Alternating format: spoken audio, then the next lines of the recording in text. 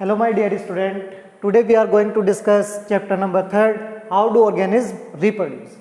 Firstly मैं आपको एक बात बताना चाहता हूँ कि अभी जो लॉकडाउन चल रहा है, कोविड-19 जो डिसीज़ चल रही है, उसकी वजह से जो सेंट्रल गवर्नमेंट है, जो CBSE है, उसने कुछ जो चैप्टर्स हैं उनको डिलीट किया, हटा दिए गए हैं। जैसे कि मैंने आपको चैप्टर नंबर 2 पढ़ाया था, चैप्टर नंबर 2 यानी कि कंट्रोल एंड कोऑर्डिनेशन, तो वो जो चैप्टर है पूरा का पूरा जो है डिलीट कर दिया गया। दूसरा जो आपके कुछ टॉपिक हैं उसमें एक टॉपिक है इवोल्यूशन, जो उसके बेसिक कॉन्सेप्ट हैं, यानी कि जो बेसिक कॉन्सेप्ट है अब वो पूरा का पूरा जो पोर्शन है उसको हटा दिया गया। तो चैप्टर 2 कंट्रोल एंड कोऑर्डिनेशन और इवोल्यूशन बेसिक कॉन्सेप्ट दोनों चीज़ हटा दी गई हैं। अब हमने जो डिस्कस किया था लाइफ प्रोसेस हम पूरा पढ़ चुके थे।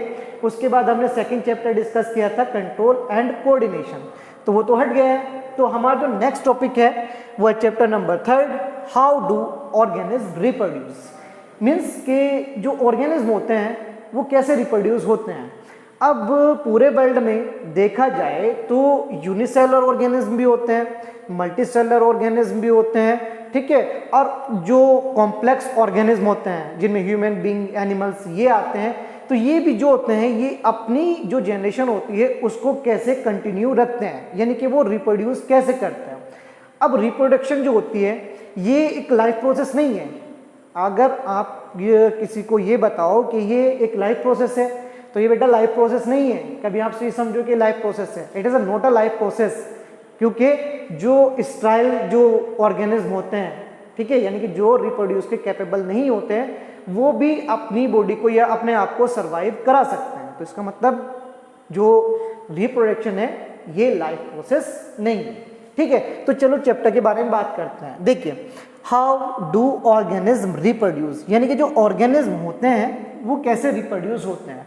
फर्स्टली यहाँ पर जो बेसिक कॉन्सेप्ट है आपको यही क्लियर होना चाहिए कि वो रिप्रोड्यूस होते क्या है। अब रिप्रोड्यूस यानी कि ये जो वर्ड है, ठीक है, अगर आपसे कोई पूछे कि भाई रिप्रोडक्शन क्या होती है तो हम पहले रिप्रोडक्शन को देख लेते हैं। इस लेक्चर में मैं आपको सिर्फ बेसिक कॉन्सेप्ट बताता हूँ कि रिप्रोडक्शन क्या होती है, कितने टाइप की होती है, ठीक है, और उन टाइप में कौन कौन से ऑर्गेनिज्म जो होते हैं वो कैसे अपने आप को रिप्रोड्यूस करते हैं। ओके, तो फर्स्टली देखते हैं रिप्रोडक्शन। डेफिनेशन से शुरू करते हैं हम।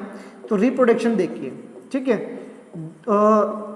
जो आपकी डेफिनेशन है इसको थोड़ा ध्यान से देखिए।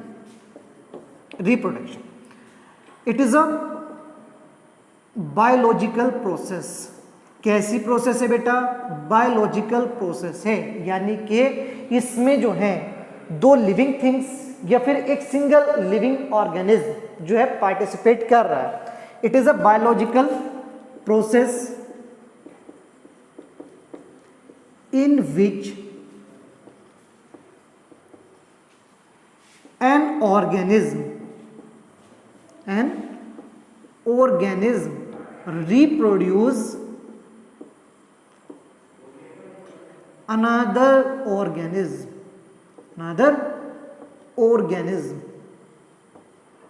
okay, another organism similar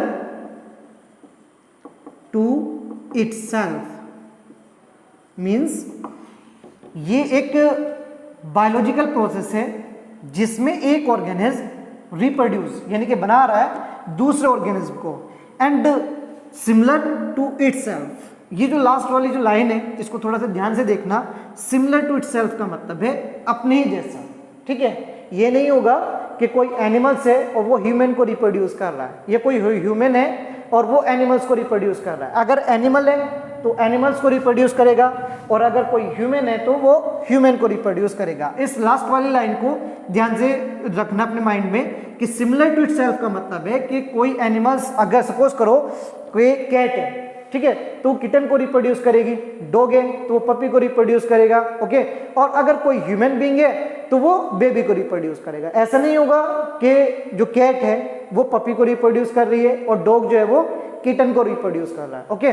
उसके बाद नेक्स्ट आता है डेफिनेशन के बाद। डेफिनेशन तो आपको क्लियर हो गई। डेफिनेशन का मतलब है it is a biological process. Biological का मतलब है कि यहां पर कोई मशीनरी यूज नहीं हो रही है। क्या यूज नहीं हो रही है? कोई मशीनरी यूज नहीं हो रही है। ये एक बायोलॉजिकल प्रोसेस है, यानी कि इसमें लिविंग सेल्स का तो आपको पता है, बहुत अच्छे से पता होगा, 9th क्लास में आपने बहुत पढ़ा है। तो ये जो है बेटा एक बायोलॉजिकल प्रोसेस है जिसमें दो सेल्स जो हैं वो पार्टिसिपेट कर रही हैं और एक ऑर्गेनिज्म जो है वो दूसरे ऑर्गेनिज्म को रिप्रोड्यूस कर रहा है, उसको ही क्या बोलते हैं बेटा, रिप्रोडक्शन। उसके बाद आता है इसकी टाइप। ओके, तो टाइप देखिए, टाइप ऑफ रिप्रोडक्शन। ओके बेटा, यानी कि कितने टाइप की होती है। ओके, तो बेटा जो रिप्रोडक्शन होती है वो 2 टाइप की होती है। Firstly asexual and second sexual. अब ये जो दोनों हैं, एक एसेक्सुअल और एक सेक्सुअल। जो एसेक्सुअल रिप्रोडक्शन है इसमें 2 पेरेंट्स की नीड नहीं होती है, यानी कि सिंगल पेरेंट्स जो है वो दूसरे ऑर्गेनिज्म को रिप्रोड्यूस कर सकता है, एज लाइक जैसे कि अमीबा, पैरामीशियम, हाइड्रा।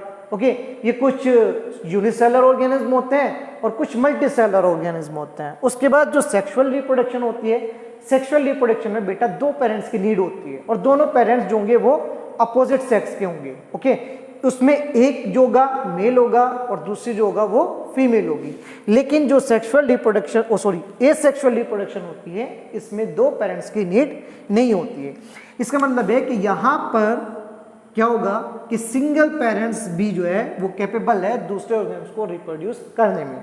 लेकिन जो सेक्सुअल रिप्रोडक्शन है, इस सेक्सुअल रिप्रोडक्शन में बेटा जो सिंगल ऑर्गेनिज्म है वो दूसरे ऑर्गेनिज्म को रिप्रोड्यूस नहीं कर सकता, उसके लिए उसको दूसरे ऑर्गेनिज्म की नीड होती है। ठीक है बेटा, तो ये जो है आपको समझ में आ गया होगा कि भाई रिप्रोडक्शन क्या होती है। ओके, डेफिनेशन के अकॉर्डिंग। उसके बाद टाइप, जो एसेक्सुअल होती है उसमें सिंगल पेरेंट्स की नीड होती है और जो सेक्सुअल रिप्रोडक्शन होता है उसमें 2 पेरेंट्स की नीड होती है। ओके बेटा, तो ये आपको बेसिक जो है इसका समझ में आ गया होगा। कल हम बात करेंगे इनमें डिफरेंस की कि एसेक्सुअल रिप्रोडक्शन और सेक्सुअल रिप्रोडक्शन में बेसिक डिफरेंस क्या होता है। ओके बेटा।